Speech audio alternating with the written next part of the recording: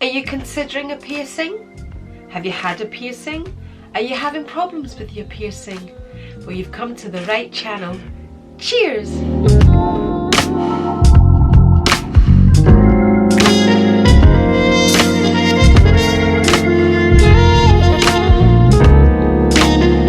And welcome to my channel. I'm Andri. Today's video is all about my piercings. All 7 of them. Yes, 7 of them. Okay, sit back, relax, hit that bell, give me a thumbs up, subscribe if you haven't, go grab yourself your favourite beverage and let's talk about piercings. Cheers! So I'm here to tell you about my piercings because it was requested. It was requested by Linfield. She has recently had her helix pierced and I'm assuming she's had a few problems with it. She said to me, Andri, you said a while back you were going to talk about your piercings. She says, could you consider doing it soon? So here I am. I'm going to tell you all about my piercings and what I did to help the healing process along. I'm also going to add some rather horrible photographs of what the piercings look like because it can be quite scary. I am not a piercing expert, not at all. I have just had a few piercings, 7 in all, and they weren't easy piercings. To me, there's the 2 categories. There's the category of people, like my daughter-in-law's, well, one of them anyway, who has her ears pierced and doesn't have any problems, and then there's me that has my ears pierced and it's just not an easy process and you literally have to persevere. It's all about perseverance. Okay, let's talk about what piercings I have. So I have 1, 2, 3, 4 piercings on this ear. This is just a cuff, it is not a piercing. And I have 1, 2 on this ear here, and that's it in this area. I then have 1 in my belly button, and that's all I have. Do I want to add more? Yes, I'll probably add more to my ears eventually, but I have to be in a really good place because I know how long it takes me for them to heal. It really isn't an easy process for me, and even the piercings are not painless. Okay, so we'll start off with these 2, the first holes that I have on my ears. They were pierced when I was very, very young, and they were pierced by a friend of the family with a needle, basically a sewing needle, and he heated up the needle and he pierced my ears. Maybe I was 2, maybe I was 3, I don't know. I do remember it. And then for about 6 weeks I had thread in my ears to keep the holes open, and it was after that that then my mum put in some gold earrings. So that's how they were done. I know, very primitive, but that's how they were pierced then. My second holes just here were done by a gun, and not very well because they are not, I don't think the 2 are equal, and that's why I'll never now have the same here as I do here, because the distance between that one and that one is not the same distance between that one and that one. By the way, I am going to be sniffling. I need to tell you this because I can feel it. I need to sniffle. I have the cold. I'm on the mend, but I have the cold, so that's why I may sound a little congested. Okay, so they were done with a gun, and this one was done with a needle, a hollow needle. This is also classified as a helix piercing, and my helix up here was done with a cannula needle here, which means basically it's got like a plastic tube. Okay, I'm not going to go into the needles and all of that because I am not an expert. I'm just telling you how mine were pierced. So with these, I was a child, can't remember having problems with them. These, the second ones, I do remember them taking at least 6 weeks to get better. Then I had this one here done, and that one there, I thought it was never ever gonna get better. I was told at the time that it would take about, I think she said about 8 months, and it took whatever the time she said could take, it took for that to actually get better, for me to be able to touch it, to twist it, to change the earring. Now when I went to get this done here, up here, my helix, which I absolutely love by the way, I went with my 2 daughter-in-laws, and we all planned to get our helix done together. At the time Kelly was pregnant, so she wasn't allowed to get hers done, so it was down to me and Ruth. So Ruth sat down first and had it done, and she was fine. She didn't even budge. So I thought, it's going to be easy, it's not going to be a problem at all. So I sat down, and let me tell you, it was painful. The minute that needle went through, I jumped. My reaction was to hit the poor girl. It was just like this, and Kelly actually grabbed my hand. It was painful. When that needle went through, it was painful. Once it's done, it's done. I felt nothing. No redness, no swelling. Sat in the car and it was as if I had nothing done. It really was. That day we all came back. Kelly accidentally bumped Ruth. Then Ruth was in agony for ages after she'd had hers done. I was absolutely fine. Couple of days later, years ago we would get told to twist the earring round and all of that. You don't do that. You basically leave your piercings alone. So with that, I was spraying in the saline and all of that, and I'm thinking, am I cleaning this properly? Am I getting into it? And then started messing about with it far too much, trying to clean it and get all of that done. Wrong.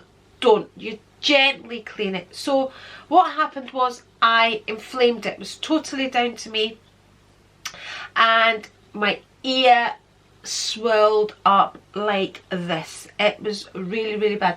So what happens when you get your piercings done, the bar that they put into the piercing is long. So as you can see that one, I haven't changed that one yet, the bar on that is longer than it should be, so it sometimes flicks out like that. So they do that to allow for any swelling.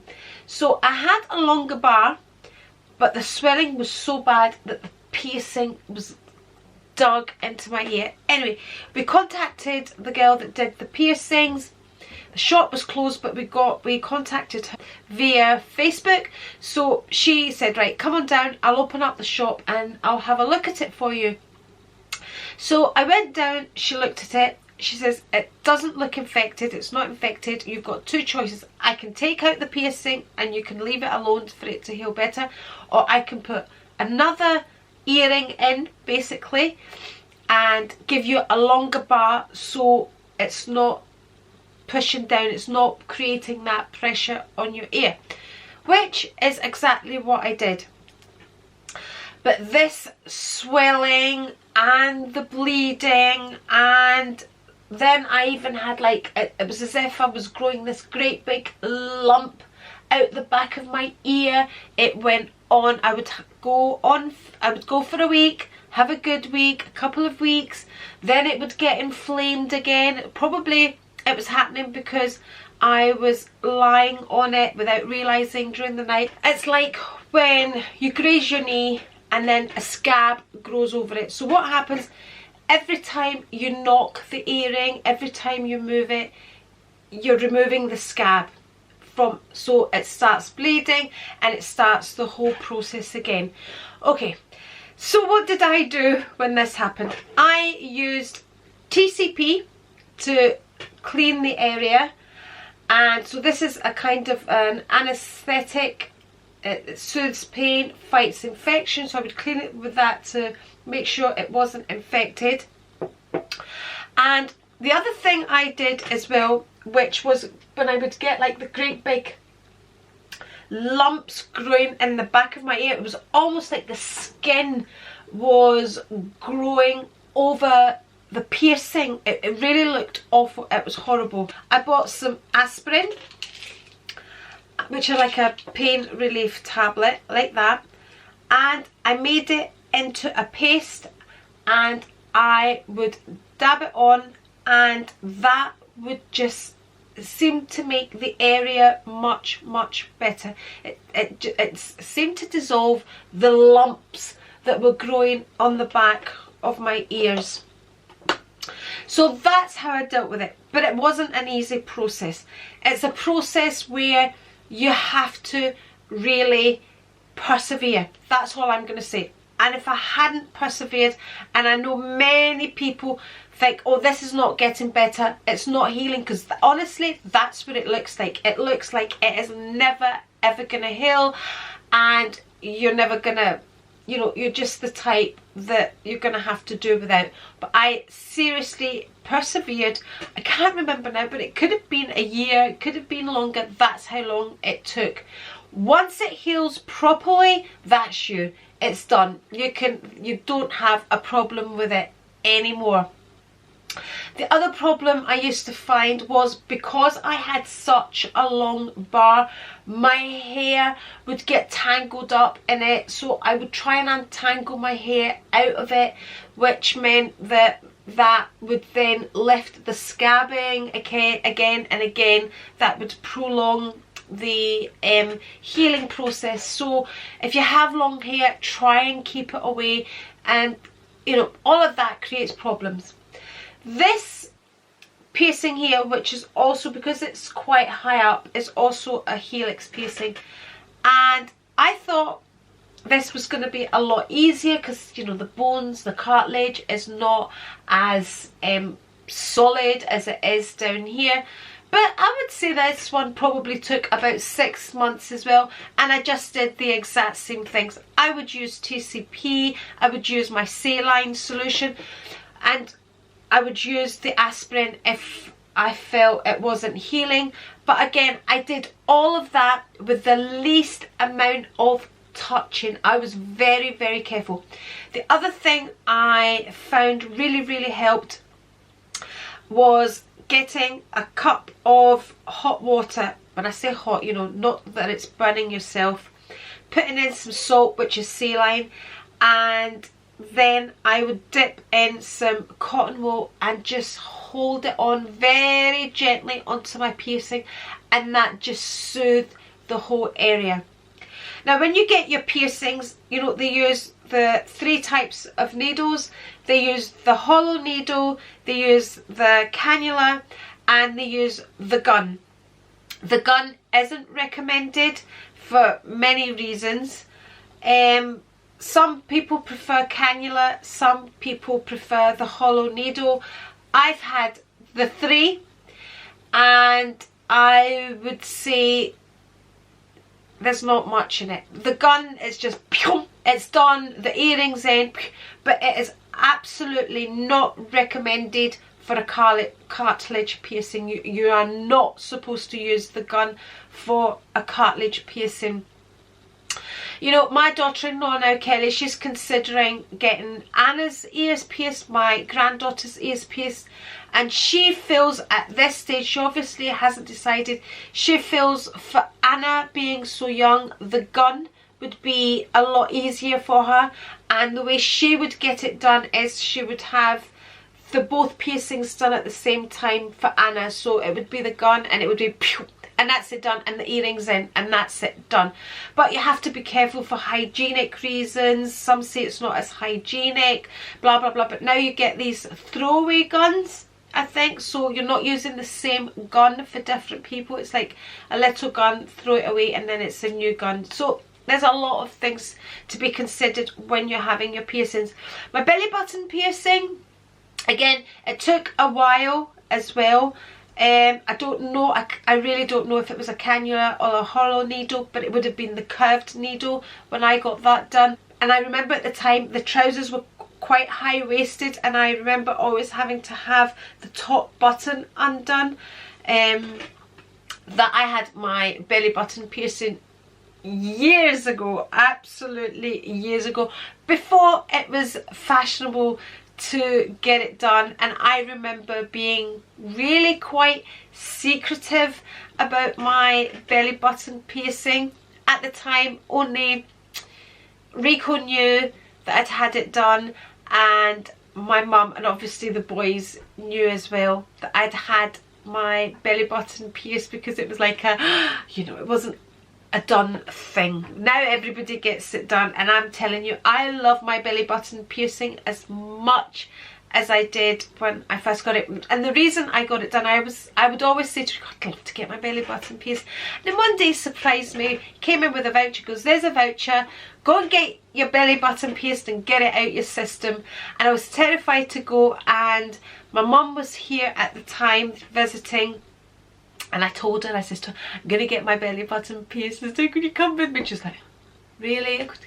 So we went along with my mum, and she actually bought me, she chose the earring, I'm going to call it an earring, the stud that went in, she chose it for me, and it was beautiful, and she bought it for me, and it was a gold rose with a little diamond in the middle, and I've lost it, and I am heartbroken.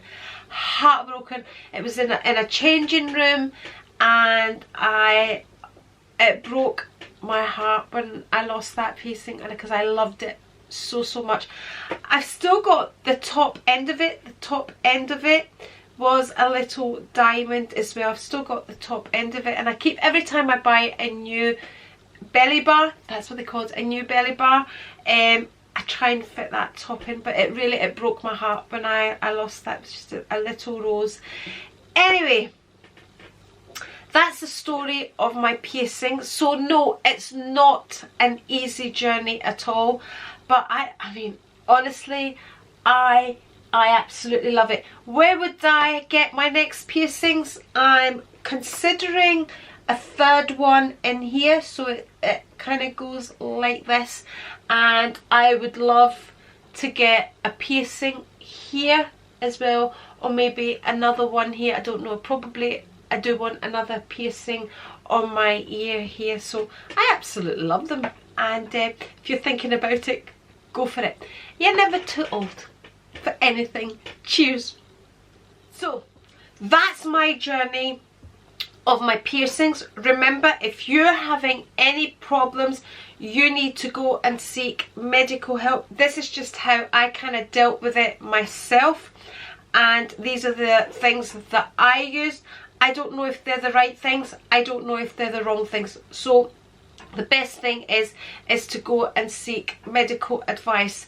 I always made sure that I didn't have any sort of infection, because sometimes if your ears, you know, if you do have an infection, you might need some sort of antibiotic cream to sort it out. You really should go and have it checked. But really, I had, you know, like I said, I had the lumps, I had the swelling, I had the bleeding, I had the hair tangled up. My hairdresser knew every time I went, when they were washing my hair, not to touch my ears. That's how bad it was, because every time it got bumped, it would start all over again. You must try and not sleep on the side of your piercings. That's why I would never ever get both sides pierced at the same time, because the minute you sleep on it, that aggravates it. There are pillows you can order, you know, they're like the pillows that you have around your neck, so your ear's not touching anything, the piercing's not touching anything. A lot of people recommend them. I just tried not to kind of sleep on that side, which is why it probably took so long for mine to kind of heal. But yeah, it was a long process. I'm sorry if I've put you on, but it did take a long time, but it hasn't put me off. Okay, I'm gonna leave it here. If you have any more questions about my piercings or piercings in general, I'll try and answer them for you. Just leave them in my comments. Lynn, I hope this has helped you. So yeah, just persevere. And if you would like to see more videos from me, I'm going to link one here. And if you're not already subscribed, just press the A right here, and I'll catch you next time. Bye!